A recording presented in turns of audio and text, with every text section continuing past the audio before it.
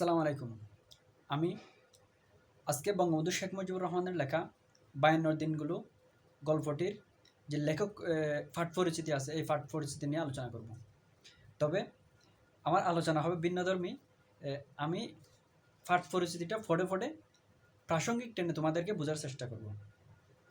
আমরা জানি ৫২ দিনগুলো হচ্ছে বঙ্গবন্ধু শেখ মুজিবুর রহমানের লেখা একটি আত্মজীবনীমূলক গল্প।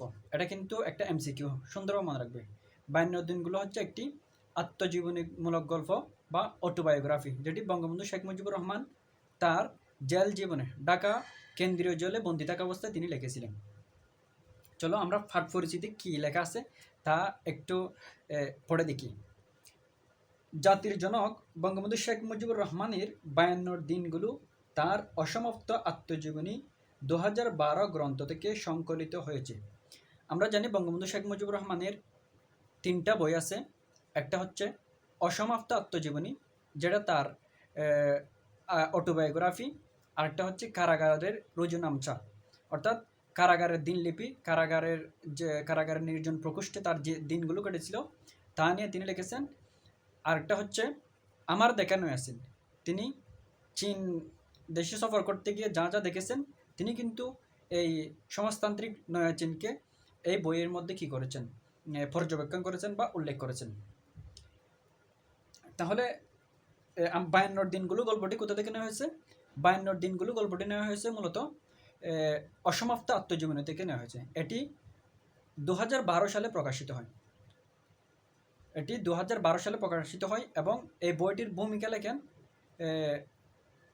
জননেত্রী শেখ হাসিনা।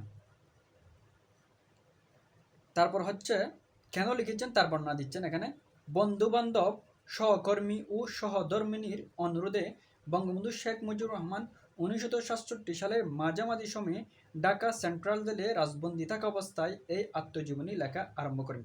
তাহলে কত সালে লেখা আরম্ভ করেন? ১৯৬৭ সালে তিনি এই লেখাটি আরম্ভ করেন। এবং কে কে তাকে লেখার জন্য বলছিলেন? তার বন্ধুবান্ধব এবং তার সহকর্মী বলতে তার রাজনৈতিক সহকর্মী এবং তার স্ত্রী বা সহধর্মিণী শেখ ফজিলাতুন্নেসা মুজিব তাকে অনুরোধ করেছিলেন। এবং তিনি যখন ঢাকা জেলে বন্দী ছিলেন তখন কিন্তু লেখার জন্য কাগজগুলো শুদ্ধ কিন্তু তার স্ত্রী রেণু দিয়ে গিয়েছিলেন। তাহলে তার বন্ধুবান্ধব, সহকর্মী এবং সহধর্মিণীর অনুরোধে কিন্তু এটি লেখা শুরু করেন।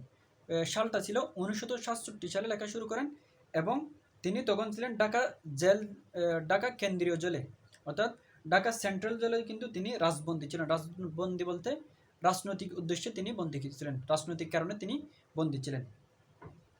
তারপর হচ্ছে তিনি কিন্তু ১৯৬৮ সালের ১৭ জানুয়ারি থেকে বঙ্গবন্ধুর ঐতিহাসিক আগরতলা মামলায় ঢাকা সেনানিবাসে আটক থাকায় জীবনী লেখা বন্ধ হয়ে যায়। তাহলে ১৯৬৭ সালে লেখা শুরু করেন এবং ১৯৬৮ সালে লেখা বন্ধ হয়ে যায়। ১৯৬৭ সালে লেখা শুরু করেন এবং ১৯৬৮ সালে লেখা বন্ধ হয়ে যায়। লেখা কী কারণে বন্ধ হয়ে যায়? লেখা বন্ধ হয়ে যায় তাকে আগরতলা মামলার কারণে তাকে ঢাকা সেন্ট্রাল থেকে বদলি করে তাকে কিন্তু ঢাকা সেনানিবাসে নেওয়া হয়। সেজন্য কিন্তু তার লেখালেখি বন্ধ হয়ে যায়। আমরা জানি আগরতলা মামলা একটা খুবই গুরুতর মামলা ছিল, খুবই একটা কঠোর মামলা ছিল। সেজন্য কিন্তু তাকে জেল থেকে নিয়ে সেনানিবাসে নেওয়া যাওয়া হয়। সেনানিবাসে আরও কঠোর অবস্থানে নেওয়া যাওয়া হয় এবং তিনি সেখানে লেখালেখি করতে বাধ্য হন, লেখালেখি না করতে বাধ্য হন, অর্থাৎ লেখালেখি বন্ধ করতে তিনি বাধ্য হন। তাহলে একটা কি পয়েন্ট জেনে ফেললাম, তিনি তার আত্মজীবনী অর্থাৎ অসমাপ্ত আত্মজীবনী যেটা আছে সেটা লেখা শুরু করেন ১৯৬৭ থেকে ১৯৬৮ সালের সময়। ১৯৬৭ সালে থেকে ১৯৬৮ সালের সময়ে ঢাকা জেলে বন্দি থাকা অবস্থায়, এবং লেখা বন্ধ হয়ে যায় কখন? যখন তাকে ঢাকা সেনানিবাসে নিয়ে যাওয়া হয়। এবার বলবে এই আত্মজীবনীতে কোন সময়ের ঘটনাগুলো স্থান পেয়েছে? জীবনীটিতে ১৯৫৫ সাল পর্যন্ত ঘটনাবলী স্থান পেয়েছে। জীবনীটিতে ১৯৫৫ সাল পর্যন্ত ঘটনাবলী স্থান পেয়েছে। বিষয়টা মনে রাখবে। উনি লেখেন হচ্ছে ১৯৬৭ থেকে ৬৮, আর গল্প এই জীবনীতে স্থান পেয়েছে ১৯৫৫ সাল পর্যন্ত।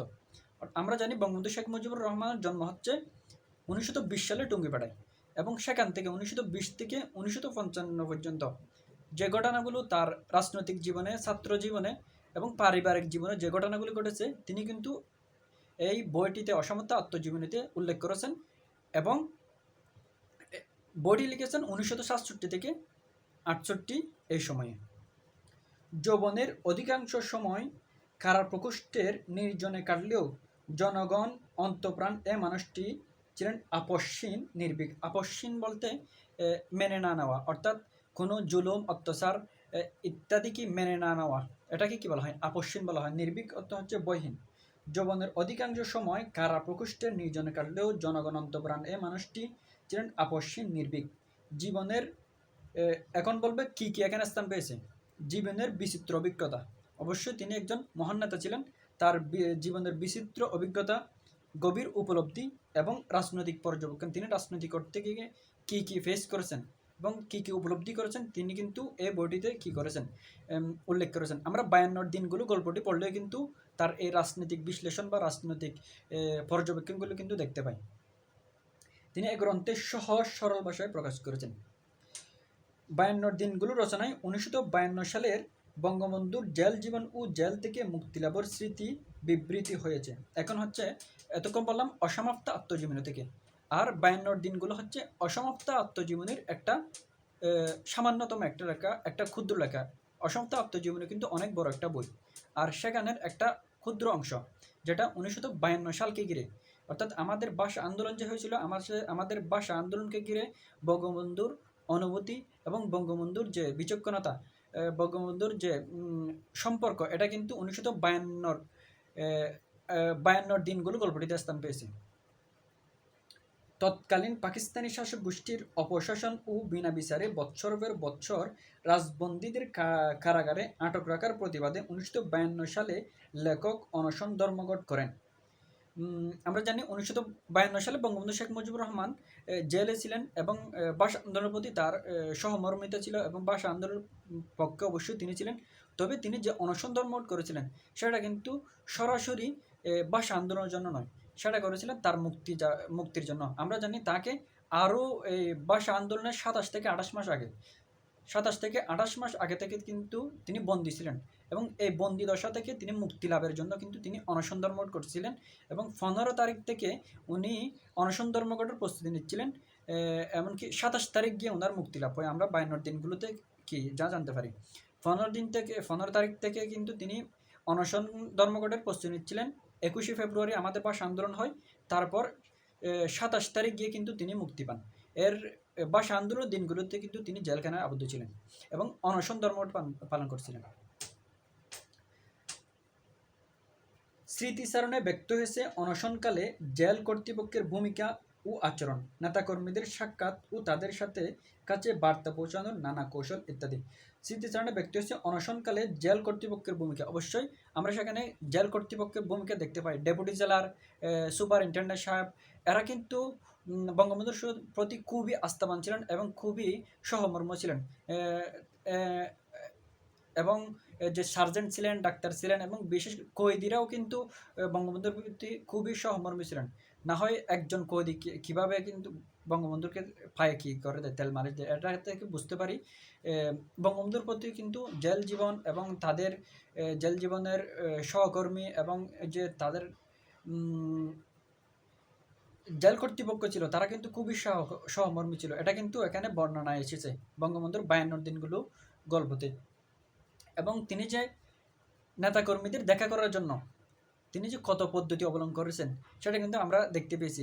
ওনাকে যখন নারায়ণগঞ্জ ওনাকে যখন ঢাকা জেল থেকে ফরিদপুর জেলে বদলি করা হচ্ছে, তখন কিন্তু তিনি খবরটা তার সহকর্মীদের জানানোর জন্য কিন্তু কিভাবে বই ঘাটে হিসাব নিকাশ করে কিন্তু তিনি দেরি করতে চাচ্ছিলেন, যাতে সময় ক্ষেপণ হলে সময় ক্ষেপণের মধ্য দিয়ে তিনি যাতে বন্ধুদের তার খবরটি তাকে যে ফরিদপুর জেলে কী করা হচ্ছে, বদলি করা হচ্ছে, সেটা যাতে জানা যেতে পারে, সেটা কিন্তু বঙ্গবন্ধু করে গিয়েছিলেন। সেগুলো কিন্তু এখানে বর্ণিত হয়েছে। তারপরে স্মৃতিচারণে বিশেষভাবে বর্ণিত হয়েছে ঢাকায় 21শে ফেব্রুয়ারি তারিখে ছাত্র জনতার মিছিলে গুলির বর্ষণের খবর, সেই সঙ্গে অনশনরত অবস্থায় মৃত্যু অত্যাসন্ন। অত্যাসন্ন অর্থ হচ্ছে অতি আসন্ন। অত্যাসন্ন অর্থ হচ্ছে অতি আসন্ন, অর্থাৎ খুব নিকটে। জেনে পিতামাতা স্ত্রী সন্তানদের নিয়ে ভাবনা এবং অবশেষে মুক্তি পেয়ে স্বজনদের কাছে ফিরে আসার স্মৃতির হৃদয়স্পর্শী বিবরণও পরিস্ফুটিত হয়েছে সংকলিত অংশে। অবশ্যই আমরা জানি 15 ফেব্রুয়ারি বা 14 ফেব্রুয়ারি থেকে এই গল্পটি শুরু হয়। তারপর কিন্তু 15 ফেব্রুয়ারি থেকে বঙ্গবন্ধু শেখ মুজিবুর রহমান অনশনের প্রস্তুতি নেয়। কিন্তু এর মধ্যে খবর আসে বঙ্গবন্ধুকে কিন্তু গোপনে ফরিদপুর জেলে কী করা হচ্ছে, ফরিদপুর জেলে বদলি করা হচ্ছে এবং জেলে বদলিও করা হয়। তারপর ফরিদপুর জেলে গিয়ে কিন্তু উনি অনশন ধর্ম পালন করেন। অনশন ধর্ম পালন করে যখন তার অবস্থা খুবই খারাপ হয়ে যায়, তখন মহিউদ্দিনকে দিয়ে তিনি কিন্তু প্রায় 6-7 দিন পর তার অনশন ভাঙান এবং এক শর্তে অনশন ভাঙান, সেটা হচ্ছে তাকে মুক্তি দিতে হবে, এবং 27 তারিখ তাকে মুক্তি দেয় এবং তিনি প্রায় 4-5 দিন পরে তার বাড়িতে আসেন। এবং বাড়িতে এসে যে তার সহকর্মীদের দেখতে আসা এবং 27-28 মাস পরে ছেলে মেয়েদের সাথে যে গুণসুটি এবং আবেগ শেয়ার, অনুভূতি শেয়ার ইত্যাদি কিন্তু এই 52 দিনগুলোতে কী পেয়েছে, স্থান পেয়েছে। আশা করি এটি বুঝতে পেরেছে। তাহলে আবার সুন্দর করে বলতে চাই, 52 দিনগুলো হচ্ছে বঙ্গবন্ধুর আত্মজীবনীমূলক একটি গল্প। এটি লেখা হয় বঙ্গবন্ধু যখন ঢাকা সেন্ট্রাল জেলে বন্দী ছিলেন 1967 থেকে 68 সালের এই সময়ে কিন্তু এটি গল্প লেখা হয়, এবং এখানে স্থান পেয়েছে বঙ্গবন্ধুর জন্ম, অর্থাৎ 1920 থেকে 1955 সাল পর্যন্ত যে ঘটনাগুলো ঘটেছে এখানে কিন্তু আমাদের 52 বা ভাষা আন্দোলন কিন্তু অন্তর্ভুক্ত আছে, এগুলো স্থান পেয়েছে। আশা করি তোমরা এটি বুঝতে পেরেছ। জাযাকুমুল্লাহ ফর ওয়াচিং।